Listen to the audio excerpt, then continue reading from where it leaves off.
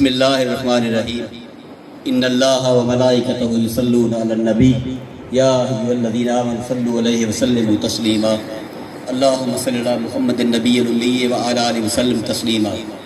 अज़ीज़ान मोहतरम, अल्हम्दुलिल्लाह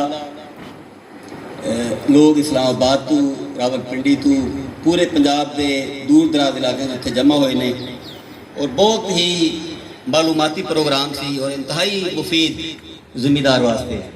तो चूँकि गन्ने के रेलीवेंट सारिया गल्लां बातां हुई ने हुण तक, लायक साहब ने माशाअल्लाह बहुत बड़ा इनिशिएटिव लिया है, बड़ा बहादरी का काम होंदा है। ज़िया साहब की तरह ये तुहानूं रिक्वेस्ट करते हैं कि इनू कामयाब करके तुसीं पाकिस्तान नूं कामयाब करोगे।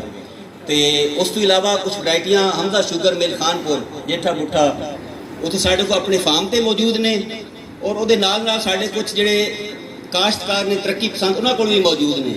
तो अगर तुहानूं जरूरत होएगी इंशाअल्लाह कंटैक्ट नंबर देंगे तो वो वैरायटियां तुहानूं अवेलेबल हो जाएगियां, जिहदे विच जिहड़ी मेजर वैरायटियां ने साढ़े कोल CPF 237 है, CPF 252 है, CPF 253 है, US 718 है, CP 77400 है।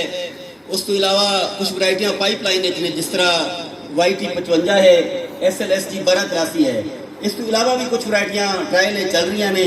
तो ये हाई यील्डिंग वैरायटियां ने जिसकी पैदावार भी बेहतर है, जिसकी शुगर रिकवरी भी बेहतर है, जी शुगर मिलों वास्ते भी फायदेमंद ने और किसान वास्ते भी फायदेमंद ने।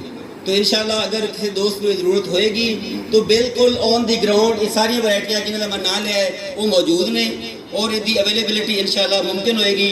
तो मैं हमदा शुगर मिल की तरफों मोहतरम लायक साहब का इंतहाई मशहूर हाँ, ज़िया साहब का मशहूर हाँ कि उन्होंने मौका दिता और असीं इहदे तो मुस्तफीद हो रहे हैं। अल्लाह पाक तुहाडा और मेरा हामी नासर होवे, आमीन।